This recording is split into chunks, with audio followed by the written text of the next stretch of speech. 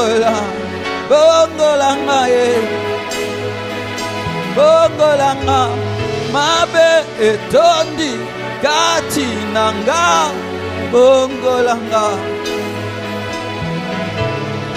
Où irais-je, que ferais-je sans toi? Où irais-je, que ferais-je sans toi?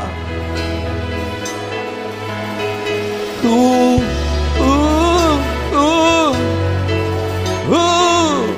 irais-je, que ferais-je sans toi?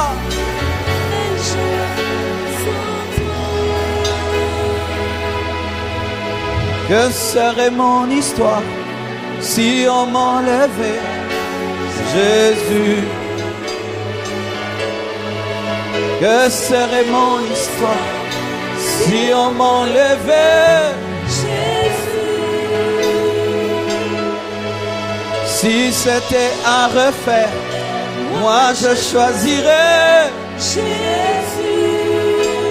Si c'était à refaire, moi je choisis à refaire Jésus.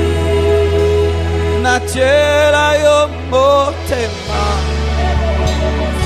Natiela yo motema.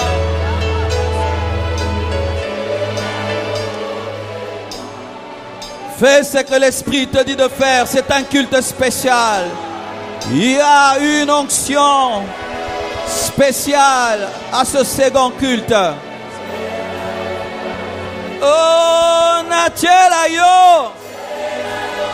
Même si tu es dehors, tu as envie de venir pour te prosterner dans le temple. Entre, personne ne t'empêchera.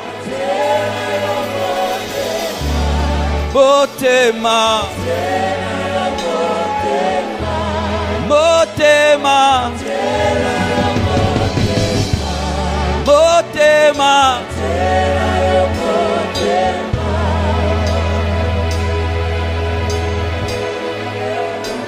Motema, Motema, Motema, Motema nanga, Motema, Motema, Motema, Motema, Motema, Motema,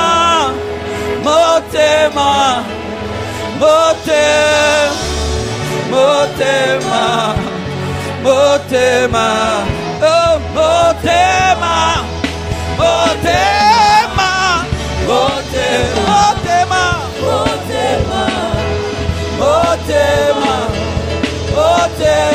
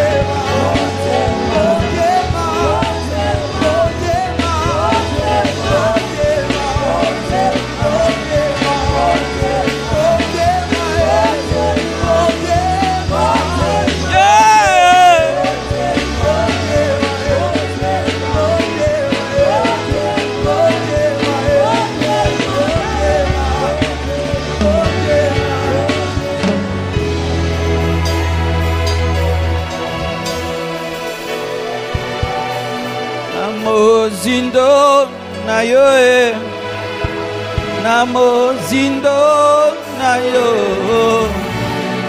o zindo na yo e, o zindo, Mama Shada.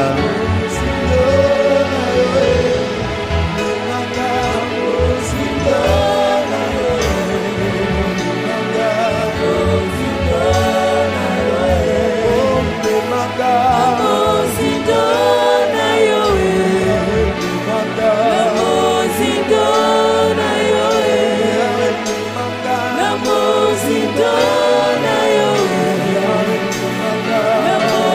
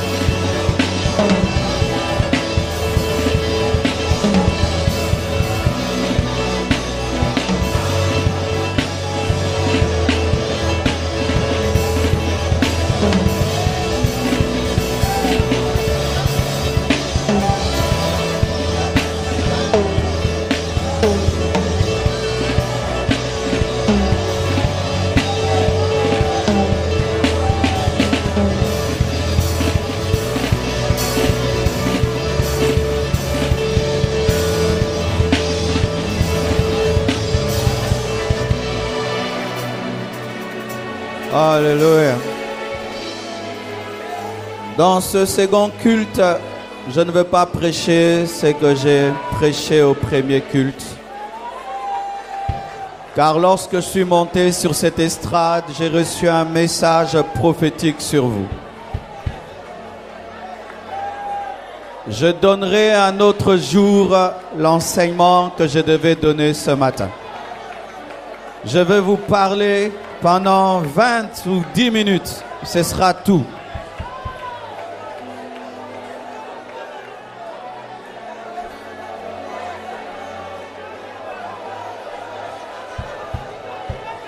Alléluia.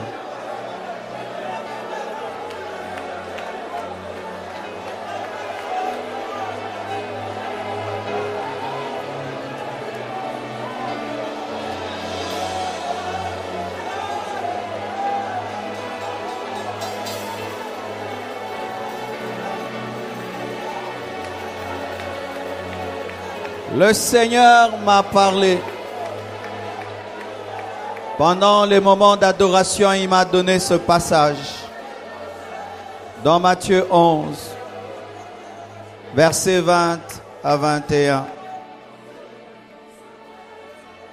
Alors il se mit à faire des reproches aux villes dans lesquelles avaient eu lieu la plupart de ces miracles, parce qu'elles ne s'étaient pas repenties. Malheur à toi, Chorazine! Malheur à toi, Bethsaïda! Car si les miracles qui ont été faits au milieu de vous avaient été faits dans Tyr et dans Sidon, il y a longtemps qu'elles se seraient repenties en prenant le sac et la cendre.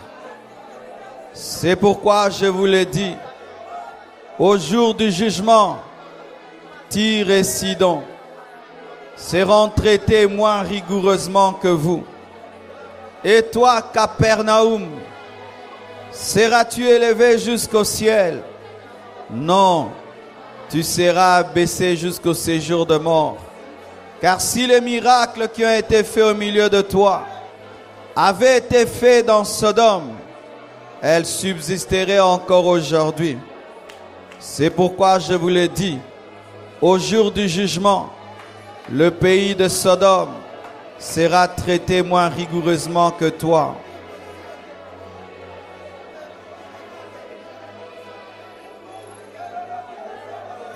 Frères et sœurs, lorsque je suis monté sur cette estrade, je vous ai regardé et Dieu m'a dit, vous êtes un peuple qui a trop reçu de lui. Dieu vous a trop donné. Dieu vous a trop donné compassion. Vous avez beaucoup reçu de Dieu compassion. Vous êtes comme ces villes, Chorazine, Bethsaïda, Capernaum, qui ont vu des grands miracles, mais qui ne se sont pas repentis. Qui ont eu le privilège de voir Jésus prêcher et faire des miracles, mais qu'au lieu que ces miracles les convertissent, ils se sont habitués aux miracles. Et au lieu que la bénédiction devienne une bénédiction, elle s'est transformée en malédiction. Parce que celui à qui on aura beaucoup donné, on demandera beaucoup. Vous avez reçu des puissants messages. Des puissants messages. Et si d'autres avaient entendu ce que vous avez entendu, ils seraient transformés à un niveau et amèneraient le réveil dans le monde. Mais compassion, tu t'es habitué à écouter le message de la sainteté. Compassion, tu t'es habitué à écouter le message de la repentance. C'est devenu comme une chanson monotone à tes oreilles. Jusqu'à ce que le message de la sainteté pour toi n'est devenu qu'une vaine répétition. Et chaque jour que vous venez, dimanche après dimanche, tout ce que vous recevez se change en jugement. Car au lieu que le prédicateur prêche, il se lave les mains, disant, je vous ai tout dit. Si vous allez en enfer, ce sera votre faute. Compassion, fait très attention. Faites très attention. Faites très attention. Tout ce que vous avez reçu, qu'est-ce que vous en faites? Comment pouvez-vous entendre des choses aussi saintes, mais mener une vie d'impureté? Comment pouvez-vous entendre des messages aussi élevés, mais demeurer incrédule dans vos cœurs? Aujourd'hui encore, tu t'es approché. Tu es venu devant Dieu. Mais pourquoi es-tu venu? Entendre encore un message très élevé. Mais est-ce que tu le pratiqueras? Recevoir encore un grand message. Mais qu'est-ce que tu en feras? Et Jésus, regardant ces villes qui ont vu des boiteux marcher, des aveugles voir, au lieu de dire, bénis soyez-vous, il dit, malheur à vous. Car si ces mêmes miracles étaient faits à Sodome et Gomorrhe, lorsque nous parlons de Sodome et Gomorrhe, nous parlons des gens qui étaient des grands pécheurs. Mais Jésus loue Sodome et Gomorrhe par rapport aux villes qui ont vu des miracles. Il dit que si Sodome et Gomorrhe avaient expérimenté ce que Chorazine, Bethsaïda avaient expérimenté, ils auront expérimenté un réveil. Si c'est qu'on vous dit chaque dimanche et chaque mercredi, vendredi, était prêché dans une autre église, ils prendraient la cendre, se repentiront. Mais vous venez et vous écoutez, vous vous habituez, vous n'entendez plus. Vous n'entendez plus. Vous n'entendez plus. Vous êtes là, vous n'entendez plus. Dieu au dernier jour vous jugera pour le messager qu'il a mis devant vous. Dieu au dernier jour vous jugera pour tous les messages que vous avez entendus et que vous avez mis dans vos cahiers, dans vos ordinateurs et que vous avez jetés sans jamais les pratiquer. Dieu au dernier jour vous jugera de vous être attaché à l'église au lieu de pratiquer sa parole.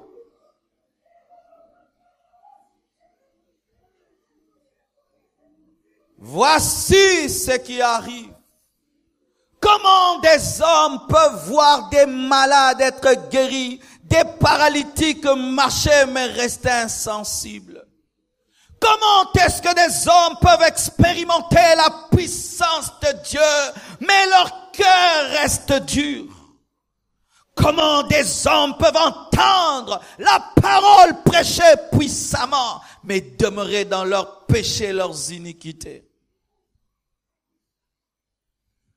Voici, lorsqu'un messager de Dieu vient dans un endroit, l'ennemi combat les gens qui l'écoutent en aveuglant leur intelligence, en voilant leur cœur pour qu'ils ne voient pas, qu'ils entendent mais qu'ils ne voient pas, qu'ils entendent mais qu'ils ne se convertissent pas, qu'ils entendent et qu'ils s'habituent de sorte que le médicament cesse d'être un médicament et qu'ils soient immunisés contre la vérité.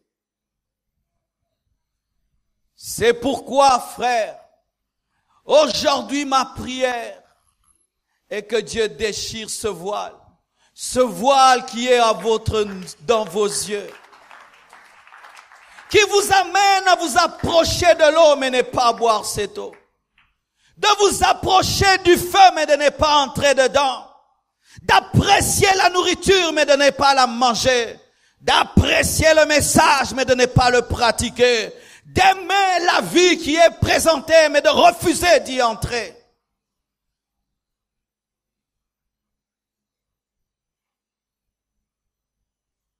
Plus sévèrement, un mot terrible, plus rigoureusement. Pourquoi? Dans le domaine du jugement, il y a des niveaux. Oui, mes frères, nous ne serons pas tous jugés de la même manière. Quelqu'un qui toute sa vie est allé à l'église et on lui prêchait des futilités et il n'a pas bien vécu, sera jugé parce qu'il devait lire par lui-même la parole. Mais celui qui a eu un messager qui lui a toujours dit la vérité sera jugé plus sévèrement que celui qui n'écoutait tous les jours que des messages de bénédiction. Parce que Dieu nous juge en fonction de la dimension de la lumière de sa parole qu'il nous a donnée. Nous t'avons toujours tout dit. Nous t'avons toujours tout prêché. Nous t'avons toujours tout enseigné sans rien cacher, n'ayant pas peur que tu quittes l'église, que tu ne donnes plus ton offrande. Nous te disons toujours la vérité. Mais pourquoi est-ce que malgré cela, dimanche après dimanche, vous venez et vous ne prenez pas la décision de vous conformer à ce que vous connaissez?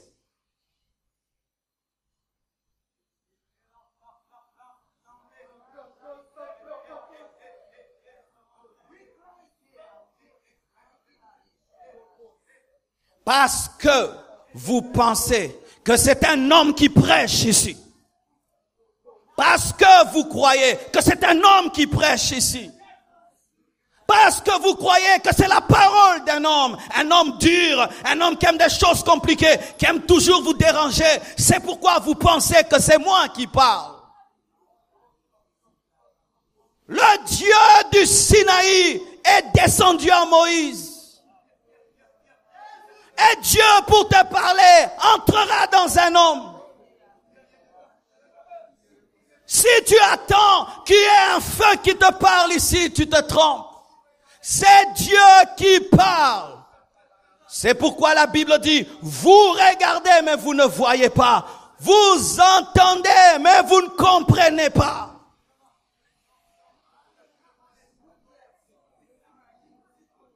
Et ce matin, en montant sur cette estrade, j'ai senti un jugement de Dieu sur vos vies. Un jugement à cause de tout ce que vous connaissez. Que veux-tu que je te dise ce matin? Tu sais que voler, mentir, toutes ces choses, tu sais, qu'est-ce que je prêcherai aujourd'hui?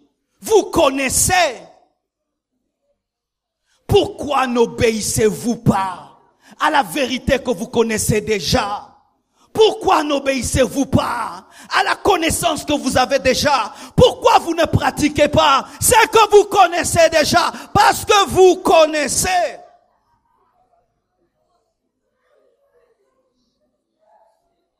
On ne vient pas à l'église pour écouter des bons messages.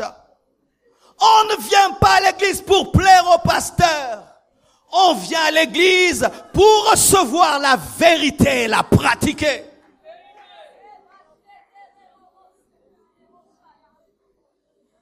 Jésus, faisant des miracles et des prodiges, s'arrête et commence à parler du jugement. Jésus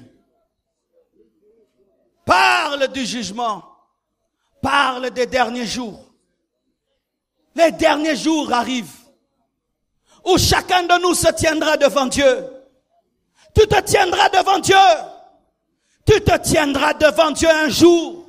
Tu te tiendras devant Dieu. Même si tu fais semblant de ne pas écouter ce que je dis, tu te tiendras devant Dieu un jour. Et Dieu te jugera en fonction de ce que tu connais. en fonction de ce qu'il t'a dit, en fonction de la révélation que tu as eue. Si Dieu, au dernier jour, jugera les hommes, rien qu'à cause de sa création, tu dis que tu me connais pas, mais qui a créé les cieux et la terre? Mais toi, au-delà de la prédication par la nature, tu as reçu la prédication par la Bible.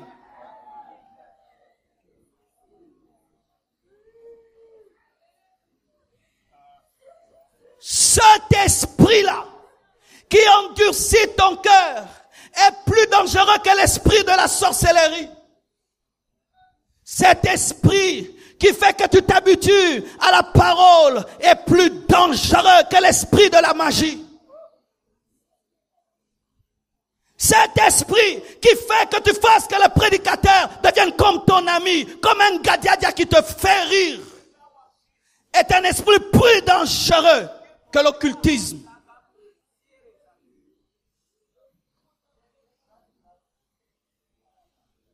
C'est un esprit qui amène le jugement sur ta vie.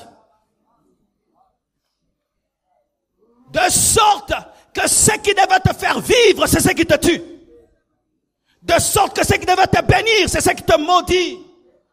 Car les miracles expérimentés par ces villes se sont retournés comme étant des malédictions.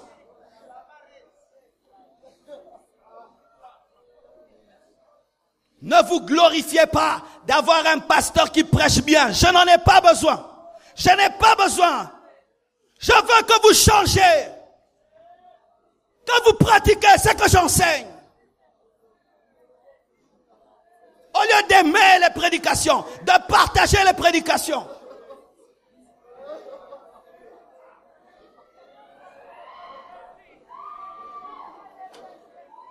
Quelle est cette mère qui peut aimer que son enfant acclame ses conseils, mais ne les pratique jamais? Quel est ce père qui peut aimer que son fils dise « Papa est intelligent », mais ne pratique jamais?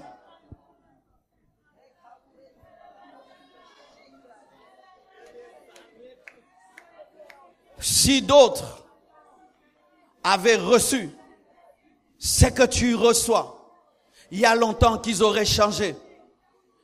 Je vous assure, mes frères, les enseignements que vous recevez et vous vous habituez, d'autres les reçoivent seulement 5 prédications, transformées totalement. Ils changent de tout en tout. 5 prédications. Mais toi, tu as expérimenté combien? Tu as même 100 prédications, 1000 prédications, 2000 prédications.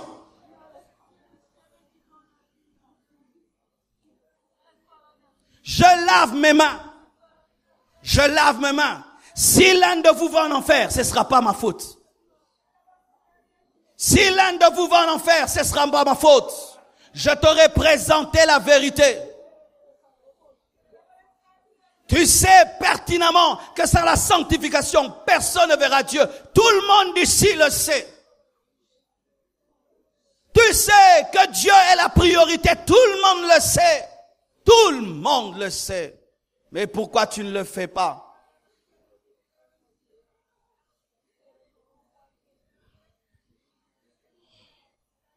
J'ai fini mon message. Que Dieu vous bénisse abondamment.